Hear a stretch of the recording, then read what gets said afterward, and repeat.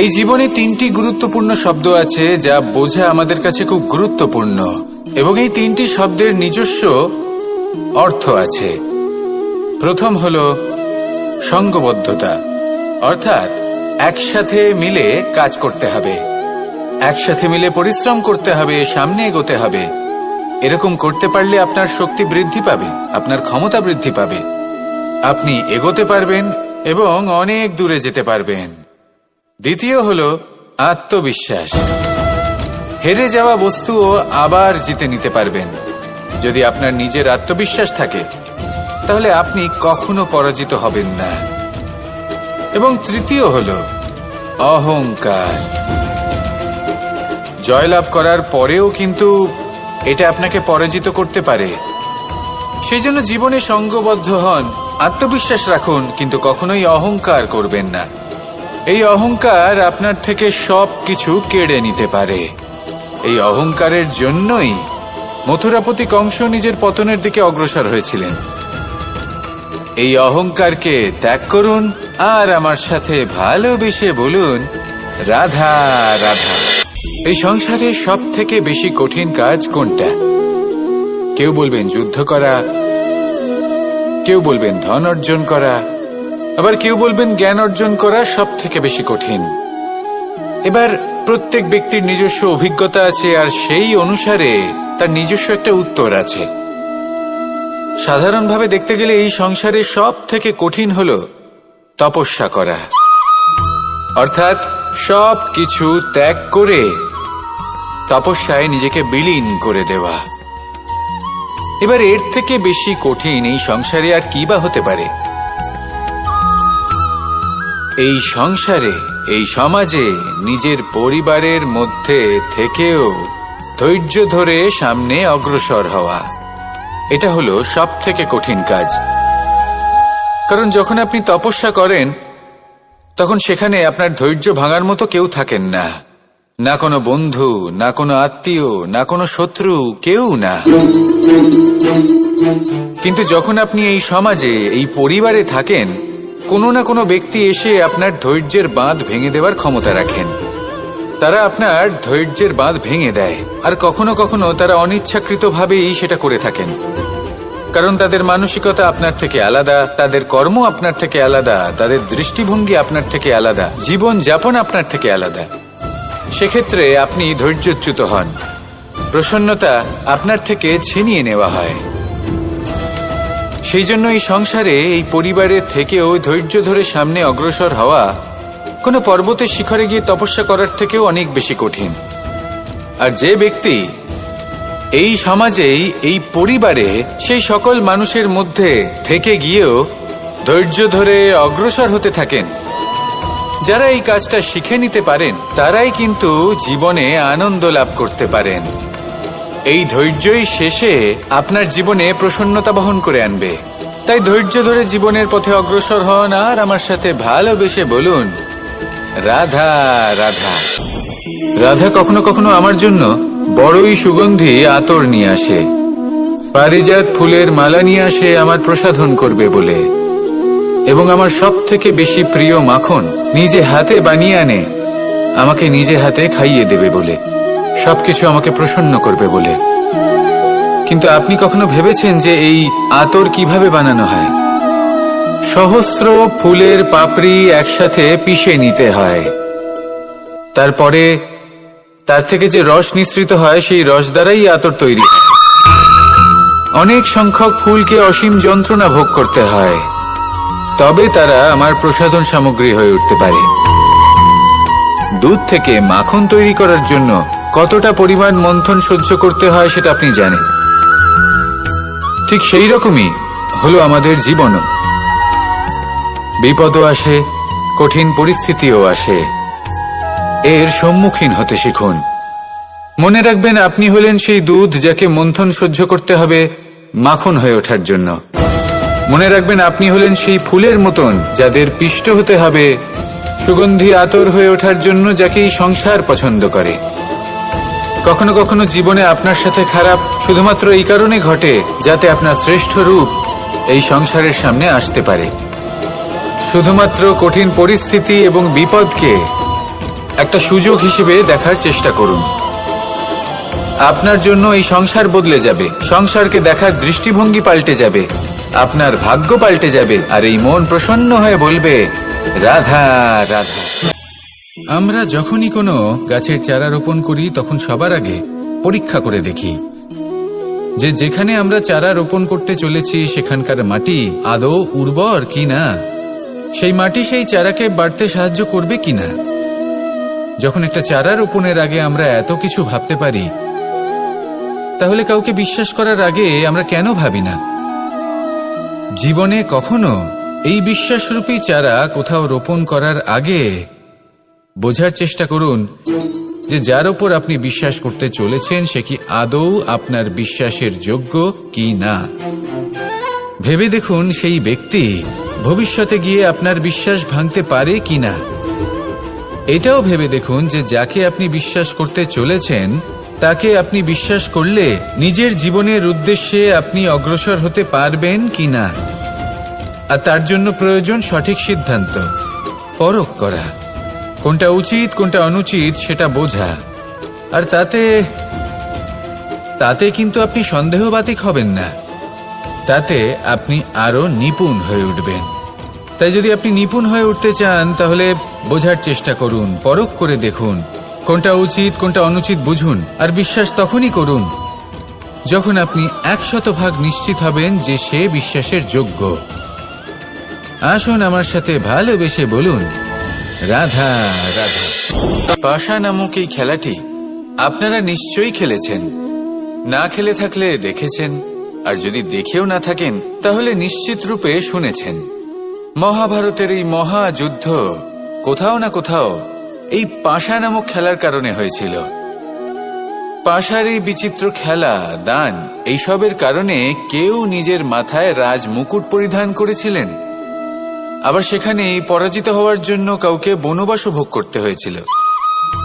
কিন্তু এই খেলা সমাপ্ত হওয়ার পরে সমস্ত ঘুঁটি আর এই পাশার ছক একই পুটলিতে স্থান পেল। এটাই হলো আমাদের জীবন। এই সংসারে আমরা জয় পরাজয়ের বিষয়ে এতটাই ভাবি, এত চিন্তা করি যে এই জীবনের খেলার আনন্দটাই উপভোগ করতে পারি না।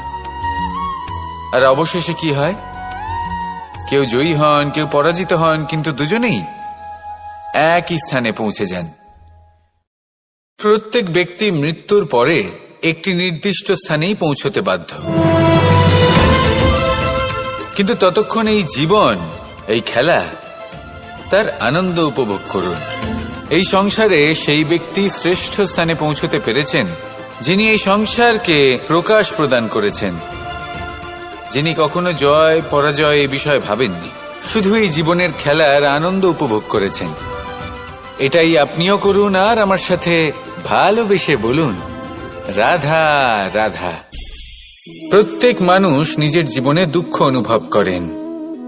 প্রত্যেকের দুঃখ আলাদা হতে পারে। কারোর মনে এই দুঃখ থাকে যে সে তার বাবা মায়ের সব ইচ্ছে পূরণ করতে পারেননি। কেউ এটা ভেবে দুঃখ পান যে সে চিরকাল সদাচার করেছেন, সৎকর্ম করেছেন, কিন্তু তাও তাকে দুরাচারী বলে মনে করা হয়। কেউ এটা ভেবেও দুঃখ পান যে তার সামনে যে ব্যক্তি রয়েছেন তার চোখে তিনি শত্রু হয়ে উঠেছেন বা দুষ্ট হয়ে উঠেছেন, যেখানে তিনি হয়তো কোনো অনুচিত কাজই করেননি। এবার এই সমস্ত বিষয় নিয়ে ভেবে নিজের ব্যক্তিত্ব নিয়ে সন্দেহ প্রকাশ করবেন না। যদি নিজের ব্যক্তিত্ব নিয়ে কোনো সন্দেহ থেকে থাকে তাহলে কর্ম সংক্রান্ত প্রশ্ন করুন যে আপনি যা করেছেন তাতে কি উচিত ছিল, কি অনুচিত ছিল। যেটা প্রয়োজন সেটা এটা বোঝার যে আপনার অন্তর্মন, আপনার বিবেক আপনাকে কি বলছে, আর আপনার অন্তর্মন আর আপনার বিবেক আপনাকে যেটা করতে বলবে শুধু সেটাই করুন। আর তারপরে এই সংসার কি বলবে, কি ভাববে সেসব নিয়ে ভাবতে যাবেন না, কারণ এই সংসার তো ঈশ্বরকেও প্রশ্ন করে থাকে, ঈশ্বরকেও দোষী মনে করে। কখনো কখনো যখন কোনো ঘটনা মানুষের ইচ্ছা অনুযায়ী ঘটে না, তখন মানুষ এটা বলে যে হে ঈশ্বর, আপনি আমার পাশে থাকলেন না, আপনি বড়ই কঠোর, এটা আপনার দোষ। যেখানে বেশিরভাগ সময় হয়তো সে নিজেই নিজের কর্মফল ভোগ করছে। আর কখনো কখনো ঈশ্বর হয়তো তার জন্য আরো ভালো কোনো পরিকল্পনা করে রেখেছেন, কিন্তু মানুষ সেটা বুঝতে পারে না। তাই দিনের শেষে যেটা প্রয়োজন সেটা হলো নিজের মনের কথা বুঝতে হবে। আপনার বিবেক কি বলছে শুধু সেটাই করুন আর সামনে এগোতে থাকুন। আমার সাথে ভালোবেসে বলুন, রাধা রাধা। পরিবর্তন, এটা হলো সৃষ্টির অমূল্য নিয়ম। এই সংসারে সবকিছু সময়ান্তরে পরিবর্তিত হয়, এই সময়ও পরিবর্তিত হয়। পরিবর্তন চিরকাল হয়ে এসেছে আর চিরকাল হতে থাকবে, কিন্তু এবার আমরা সেই পরিবর্তন কিভাবে লাভ করব যেটা আমাদের প্রয়োজন, যেটা আমরা চাই। আমরা জীবনে বিকাশ চাই। এই বিকাশ কিভাবে লাভ করতে পারি? এই প্রকৃতি কিন্তু আমাদের অত্যন্ত উত্তম উদাহরণ দিয়ে বুঝিয়েছে। একটি বিন্দুর উদাহরণ দিয়েছে যা ভবিষ্যতে একটা বিশাল নদীর আকার ধারণ করে। এটা কিভাবে হয়? মেঘ থেকে একটি বিন্দু ঝরে পড়ে সেই পর্বতের ওপর যেখানে হিম আছে। সেই হিমের সংস্পর্শে আসা মাত্র সেই বিন্দুর সাথে আরো বেশ কিছু বিন্দু যুক্ত হয়, তারপর তারা অগ্রসর হয়, আরো কিছু বিন্দু যুক্ত হয়, আস্তে আস্তে একটা ক্ষীণ ধারার রূপ ধারণ করে এবং সেটাই ভবিষ্যতে আরো এগোতে থাকে। অনেকটা যাওয়ার পর যখন অনেক সংখ্যক বিন্দু একসাথে যুক্ত হয় তখন সেটা বিশাল নদীর আকার ধারণ করে। এবার আমরা মানুষ বলে আমাদের সাথে এই নিয়মের অন্যথা হয় তা নয়। আমরাও এই প্রকৃতির অংশ, আমাদের ক্ষেত্রেও একই নিয়ম প্রযোজ্য। যখন পরিশ্রম করে অনেক সংখ্যক বিন্দু আমরা একত্রিত করব তখনই পরিবর্তনের নদী প্রবাহিত হবে। প্রয়োজন হলো নিরন্তর পরিশ্রম করা এবং ধৈর্য ধরা। এটা করতে থাকুন, জীবনে সবকিছু লাভ করতে পারবেন, কারণ প্রকৃতি আমাদের এটাই শিখিয়েছে। আর আমরা এই ব্রহ্মরই একটি অংশ, যার দ্বারা এই ব্রহ্মাণ্ড নির্মিত। আসুন আমার সাথে ভালোবেসে বলুন, রাধা রাধা। কখনো এই প্রকৃতির দিকে তাকিয়ে থাকবেন। এই প্রকৃতি অনেক ধরনের শিক্ষা দেয়। কোন একটা গাছকে দেখুন কিভাবে সে মাটি থেকে জল শুষে নেয়। সে ঝড় হোক বা হোক কড়া রোদ সব সহ্য করে এবং অবশেষে সে ফল ধারণ করে। আর সেই ফল উৎপন্ন করার পরে সে ফল কিন্তু সে নিজে গ্রহণ করে না, এই সংসারকে প্রদান করে, যাতে পশু পাখি মানুষ তারা এই ফল গ্রহণ করে শক্তিশালী হয়ে উঠতে পারে, সুস্থ থাকতে পারে। সেভাবেই নদী, সরোবর এরা নিজেরাও কিন্তু নিজেদের জল গ্রহণ করে না, মাটিকে প্রদান করে, পশু পাখিকে প্রদান করে। সূর্য নিজেও নিজের জন্য প্রজ্বলিত হয় না, সে প্রকাশ ছড়িয়ে দিতে চায় আমাদের সবার কাছে, সে আলো পৌঁছে দিতে চায়। এই প্রত্যেকের কর্মে পরমার্থ নিহিত আছে, আর সেই জন্যই এদের সকলকে পুজো করা হয়। তাই মনে রাখবেন, আপনার কাছে জীবন যাপনের অতিরিক্ত যা কিছুই আছে তা পরমার্থের জন্য। তাহলে তার সদ্ব্যবহার করুন আর আমার সাথে ভালোবেসে বলুন, রাধা রাধা। আমরা প্রত্যেকেই অবশ্যই এমন সময় দেখেছি যখন অনেকগুলো সমস্যা একসাথে আমাদের জীবনে এসে পড়ে। সমস্যা আমাদের প্রত্যেকের জীবনেই থাকে। আমরা তার সমাধান খুঁজতে চেষ্টা করি, কখনো সমাধান খুঁজে পাই, আবার কখনো যতই চেষ্টা করি না কেন কোনো সমাধান খুঁজেই পাই না। আর যখন এটা হয় তখন মানুষ অত্যন্ত বিচলিত হয়ে পড়েন। নিজের আত্মীয় স্বজন, নিজের বন্ধু বা সংসার এদের ওপরে এই দোষ চাপিয়ে দেন যে এদের জন্যই এই সমস্যা এসেছে। এবার যদি আমি আপনাকে কোনো পরামর্শ দিই তাহলে এটাই বলবো যে দৃষ্টিভঙ্গি পাল্টে দেখুন। এই দৃষ্টিভঙ্গি দিয়ে দেখুন যে এই সংসারে যে সমস্যায় আসুক না কেন তার জন্য কেউ দোষী নয়, না আপনি না অন্য কেউ। এই পুরো খেলাটাই আপনার মানসিকতা, আপনার দৃষ্টিভঙ্গির, আপনার মনের। কিভাবে বোঝাচ্ছি? যখন আমাদের মন শক্ত থাকে তখন কঠিন থেকে কঠিনতর পরিস্থিতিও আমাদের জীবনে খুব বেশি হলে প্রতিস্পর্ধা হয়ে থেকে যায়। সেখানে যদি আমাদের মন দুর্বল থাকে, তখন অল্প কঠিন পরিস্থিতিও আমাদের কাছে খুব বড় সমস্যা হয়ে যায়, তাই না? একটা শক্ত মন কঠিন পরিস্থিতিকে প্রতিস্পর্ধা হিসেবে দেখে আর তার মধ্যেও একটা সুযোগ খুঁজে নেয়। আমাদের শুধু এটাই করতে হবে। এই সংসারে অন্য কাউকে দোষী মনে করলে আপনার সমস্যা দূর হয়ে যাবে না। সেই জন্য এই সংসারকে দোষ দেওয়ার বদলে এই সমস্যার মূলে চলে যান, সেটাকে বুঝুন, নিজের এই মনকে শক্ত করে তুলুন। যদি আপনার মন শক্তিশালী হয়, তাহলে এই সংসারে অনেক বড় বড় কঠিন থেকে কঠিনতর পরিস্থিতিও যদি আসে, আপনার জীবনে যতই বড় বড় সমস্যা আসুক না কেন, আপনার লক্ষ্য লাভে বাধা দিতে পারবে না। আসুন আমার সাথে ভালোবেসে বলুন, রাধা রাধা। আমরা সবাই পাথর দেখেছি, পর্বতও দেখেছি, শুকনো পাতাও দেখেছি, শ্যামল বনানীও দেখেছি। কখনো ভেবেছেন পাথরের অস্তিত্ব কিন্তু ততক্ষণ পর্যন্ত যতক্ষণ সে পর্বতের গায়ে আটকে থাকে। যখন সেই পর্বত থেকে সেই পাথর ভিন্ন হয়ে যায় ও নিজের অস্তিত্ব হারিয়ে ফেলে। আস্তে আস্তে কখনো পাথর কেটে বা কখনো পিষ্ট হয়ে সেই পাথর আস্তে আস্তে মাটিতে পরিণত হয় এবং পূর্ণরূপে নিজের অস্তিত্ব হারিয়ে ফেলে। এটাই পাতার সাথেও হয়। এই পাতা যতক্ষণ গাছের ডালের সাথে যুক্ত ততক্ষণ তার অস্তিত্ব থাকে। যখনই ডাল থেকে বিচ্ছিন্ন হয়, সেও নিজের অস্তিত্ব হারিয়ে ফেলে। আর এটাই আমাদের সাথেও হয়। যতক্ষণ আমরা নিজেদের আপনজনের সাথে যুক্ত থাকি, আমাদের অস্তিত্ব বজায় থাকে। যখন আপনজনদের সাথে সম্পর্ক ছিন্ন করি, তখন আমরাও আমাদের অস্তিত্ব হারিয়ে ফেলি। এবার এই সংসারের প্রত্যেক ব্যক্তি স্বতন্ত্র থাকতে চান, আর অনেক ব্যক্তি স্বতন্ত্র থাকবেন বলে আপনজনদের দূরে করে দেন আর তাদের সাথে এই সম্পর্ক ছিন্ন করেন। এটা কি সত্যি প্রয়োজন? আপনজনদের সাথে সম্পর্ক ছিন্ন করে নিজের অস্তিত্ব হারিয়ে ফেলা প্রয়োজনীয়, নাকি আপনজনদের সাথে সম্পর্ক বজায় রেখে নিজেদের স্বতন্ত্র করে রাখা সেটা আবশ্যক? নির্বাচন আপনারই। আসুন আমার সাথে ভালোবেসে বলুন, রাধা রাধা।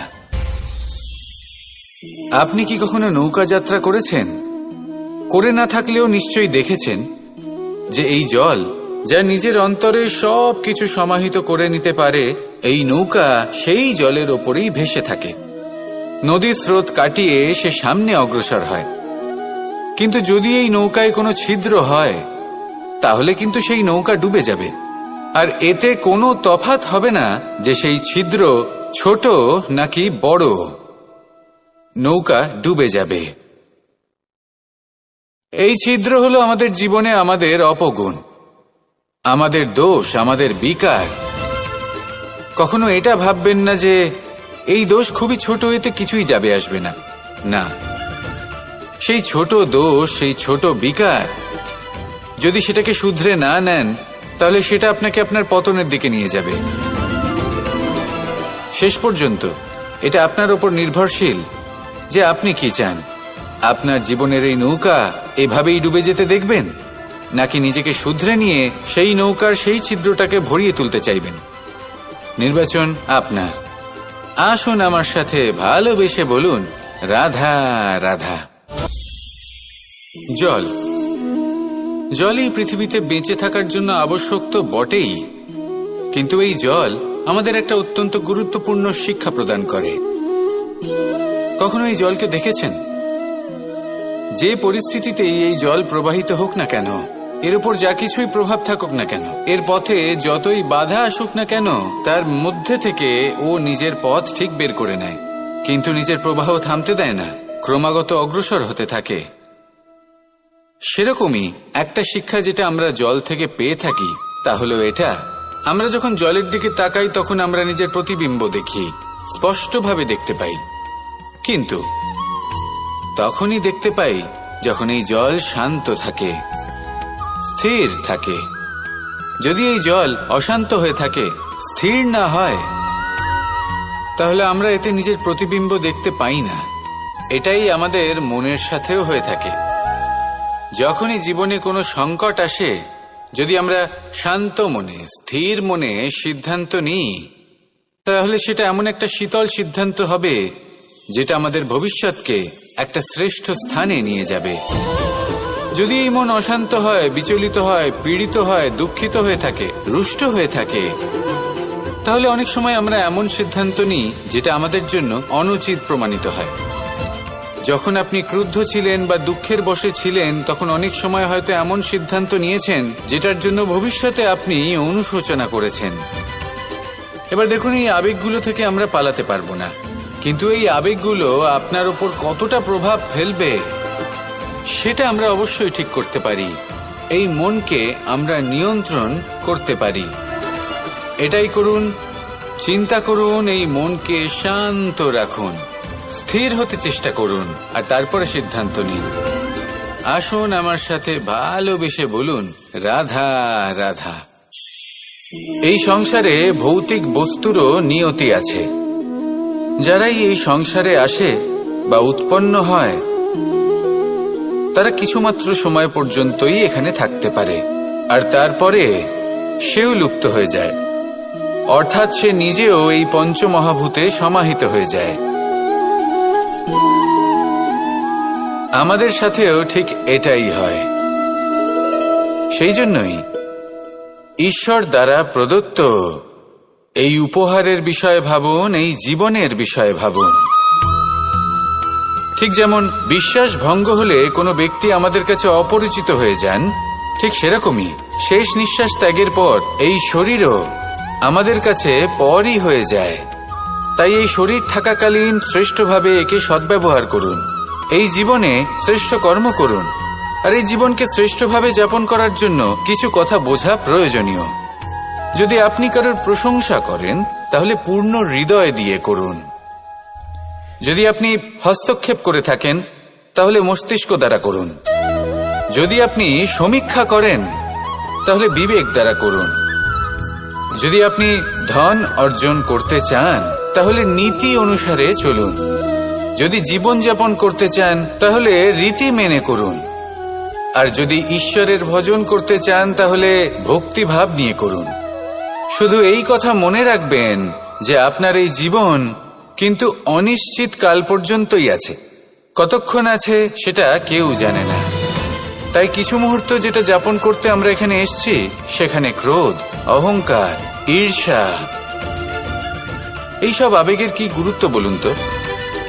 এগুলো ত্যাগ করুন। মানুষকে ক্ষমা করতে শিখুন। আস্তে আস্তে বিশ্বাস করতে শিখুন।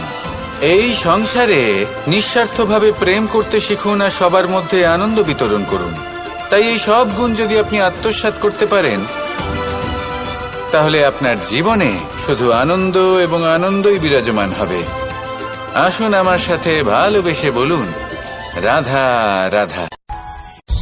এই সংসারে সব থেকে বেশি কঠিন কাজ কোনটা? কেউ বলবেন যুদ্ধ করা, কেউ বলবেন ধন অর্জন করা, আবার কেউ বলবেন জ্ঞান অর্জন করা সব থেকে বেশি কঠিন। এবার প্রত্যেক ব্যক্তির নিজস্ব অভিজ্ঞতা আছে, আর সেই অনুসারে তার নিজস্ব একটা উত্তর আছে। সাধারণভাবে দেখতে গেলে এই সংসারে সব থেকে কঠিন হল তপস্যা করা, অর্থাৎ সব কিছু ত্যাগ করে তপস্যায় নিজেকে বিলীন করে দেওয়া। এবার এর থেকে বেশি কঠিন এই সংসারে আর কি বা হতে পারে? এই সংসারে, এই সমাজে, নিজের পরিবারের মধ্যে থেকেও ধৈর্য ধরে সামনে অগ্রসর হওয়া, এটা হলো সব থেকে কঠিন কাজ। কারণ যখন আপনি তপস্যা করেন, তখন সেখানে আপনার ধৈর্য ভাঙার মতো কেউ থাকেন না, না কোনো বন্ধু, না কোনো আত্মীয়, না কোনো শত্রু, কেউ না। কিন্তু যখন আপনি এই সমাজে, এই পরিবারে থাকেন, কোনো না কোনো ব্যক্তি এসে আপনার ধৈর্যের বাঁধ ভেঙে দেওয়ার ক্ষমতা রাখেন। তারা আপনার ধৈর্যের বাঁধ ভেঙে দেয়, আর কখনো কখনো তারা অনিচ্ছাকৃতভাবেই সেটা করে থাকেন। কারণ তাদের মানসিকতা আপনার থেকে আলাদা, তাদের কর্ম আপনার থেকে আলাদা, তাদের দৃষ্টিভঙ্গি আপনার থেকে আলাদা, জীবন যাপন আপনার থেকে আলাদা। সেক্ষেত্রে আপনি ধৈর্যচ্যুত হন, প্রসন্নতা আপনার থেকে ছিনিয়ে নেওয়া হয়। সেই জন্য এই সংসারে, এই পরিবারের থেকেও ধৈর্য ধরে সামনে অগ্রসর হওয়া কোনো পর্বতের শিখরে গিয়ে তপস্যা করার থেকেও অনেক বেশি কঠিন।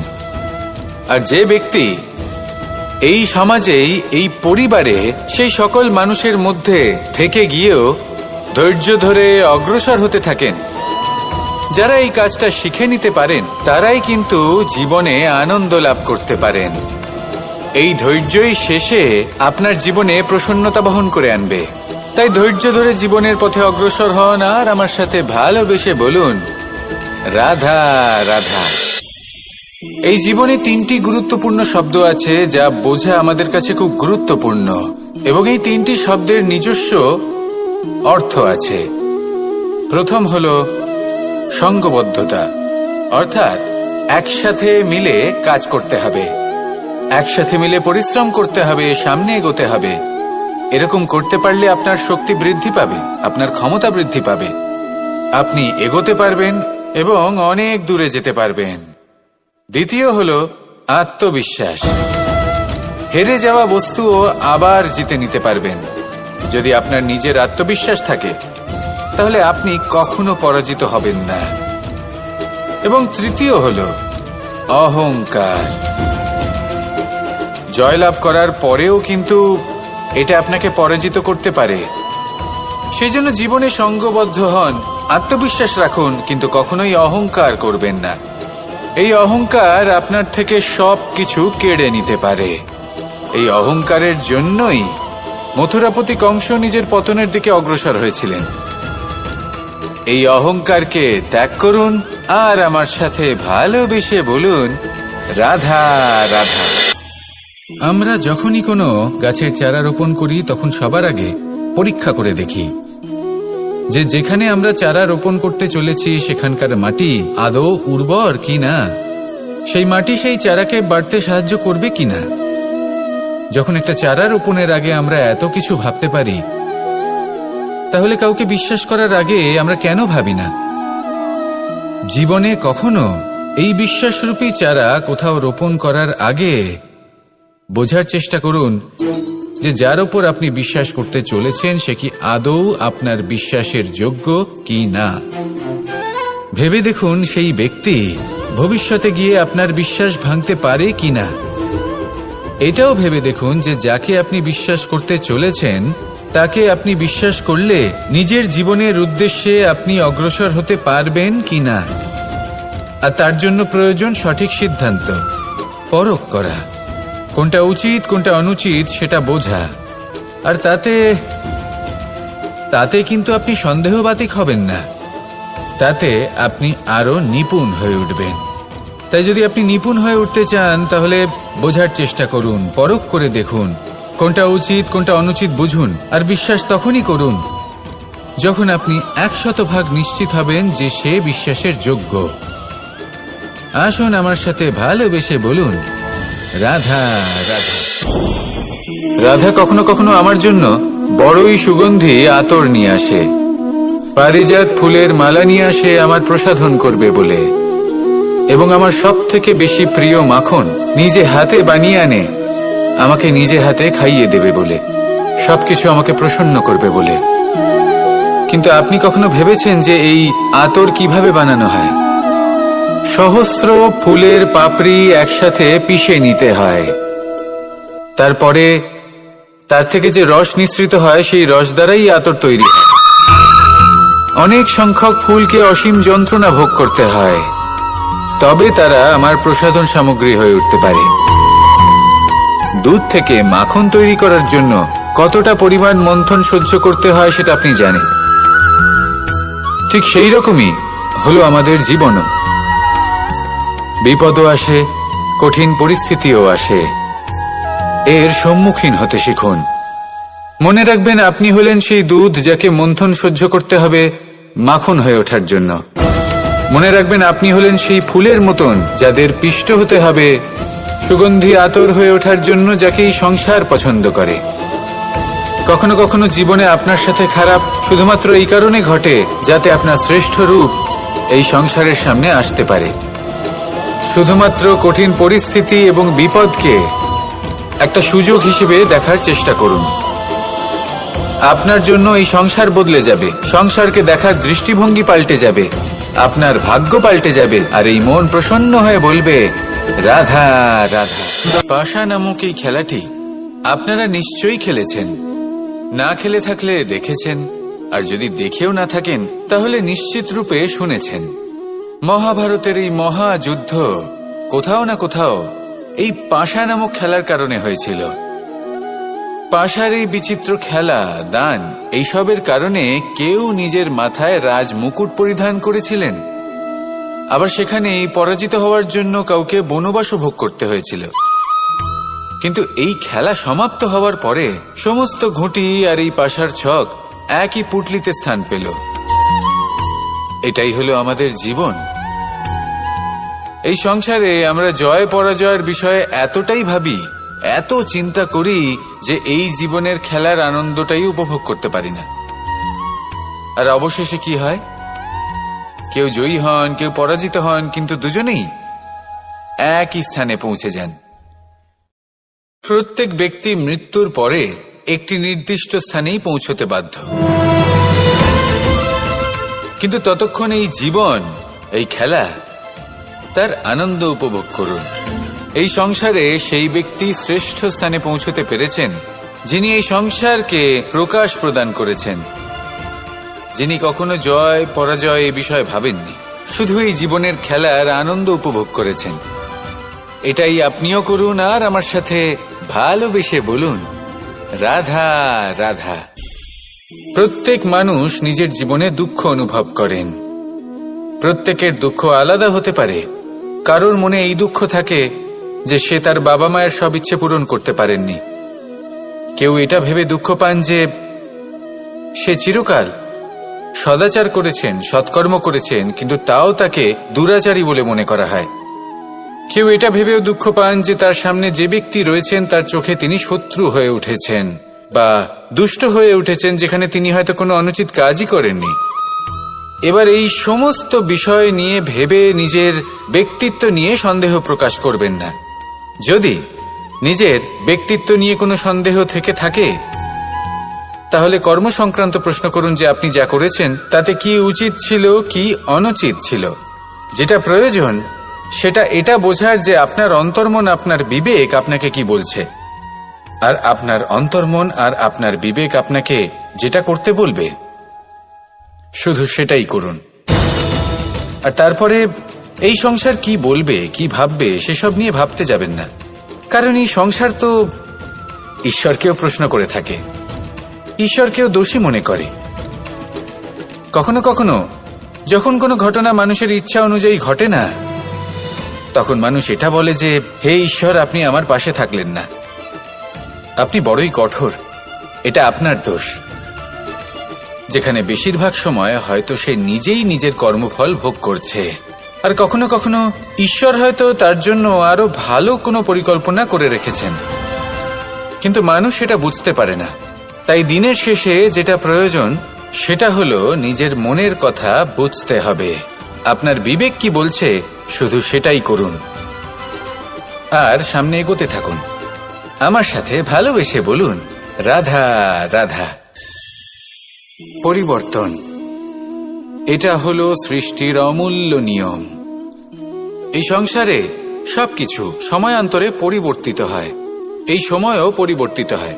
পরিবর্তন চিরকাল হয়ে এসেছে আর চিরকাল হতে থাকবে, কিন্তু এবার আমরা সেই পরিবর্তন কিভাবে লাভ করব যেটা আমাদের প্রয়োজন, যেটা আমরা চাই। আমরা জীবনে বিকাশ চাই। এই বিকাশ কিভাবে লাভ করতে পারি?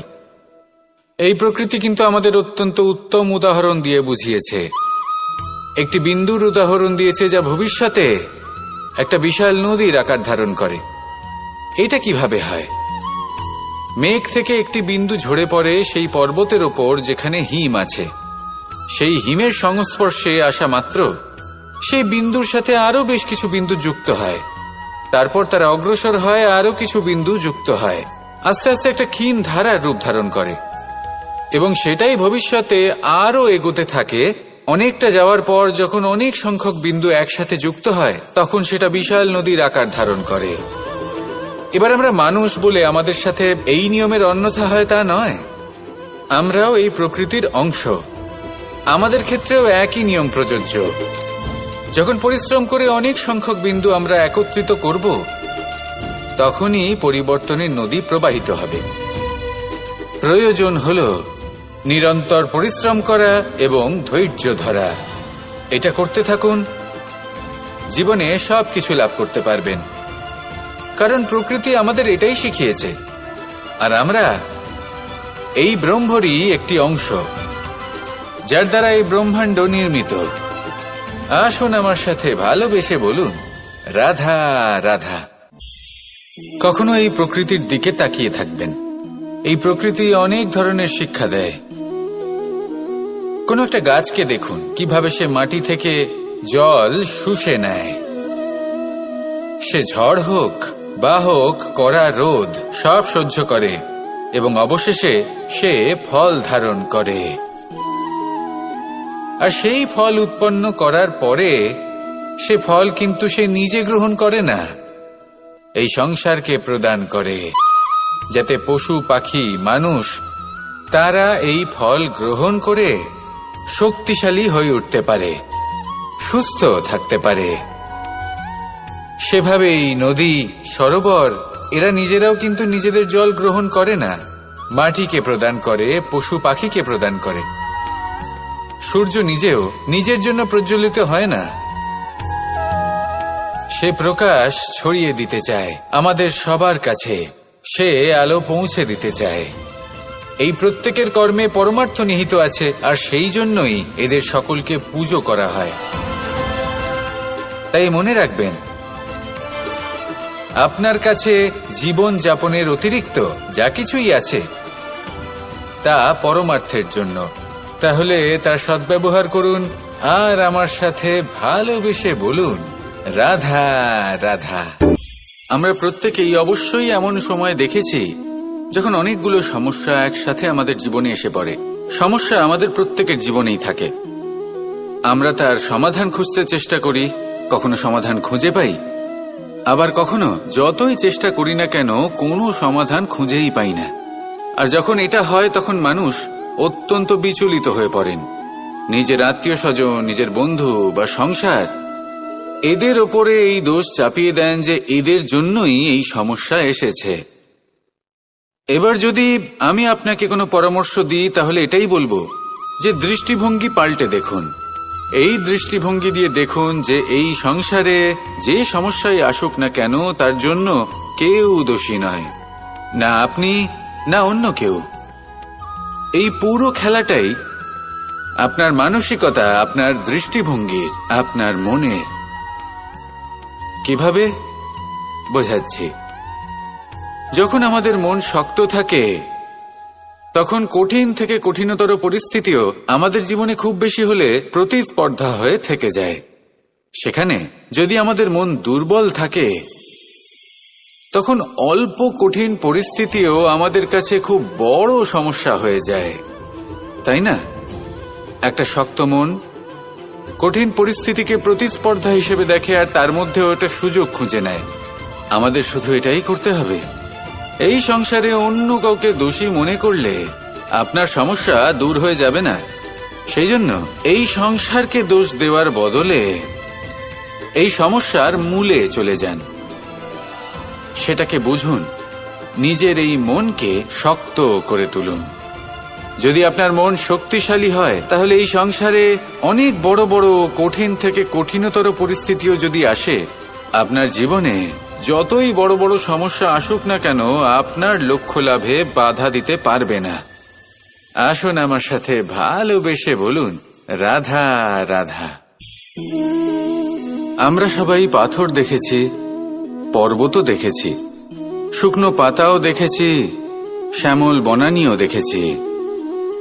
কখনো ভেবেছেন পাথরের অস্তিত্ব কিন্তু ততক্ষণ পর্যন্ত যতক্ষণ সে পর্বতের গায়ে আটকে থাকে। যখন সেই পর্বত থেকে সেই পাথর ভিন্ন হয়ে যায় ও নিজের অস্তিত্ব হারিয়ে ফেলে। আস্তে আস্তে কখনো পাথর কেটে বা কখনো পিষ্ট হয়ে সেই পাথর আস্তে আস্তে মাটিতে পরিণত হয় এবং পূর্ণরূপে নিজের অস্তিত্ব হারিয়ে ফেলে। এটাই পাতার সাথেও হয়। এই পাতা যতক্ষণ গাছের ডালের সাথে যুক্ত ততক্ষণ তার অস্তিত্ব থাকে। যখনই ডাল থেকে বিচ্ছিন্ন হয় সেও নিজের অস্তিত্ব হারিয়ে ফেলে। আর এটাই আমাদের সাথেও হয়।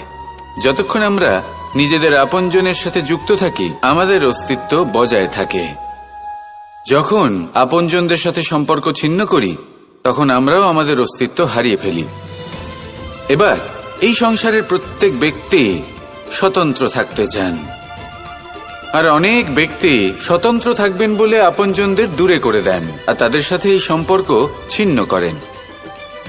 এটা কি সত্যি প্রয়োজন? আপনজনদের সাথে সম্পর্ক ছিন্ন করে নিজের অস্তিত্ব হারিয়ে ফেলা প্রয়োজনীয়, নাকি আপনজনদের সাথে সম্পর্ক বজায় রেখে নিজেদের স্বতন্ত্র করে রাখা সেটা আবশ্যক? নির্বাচন আপনারই।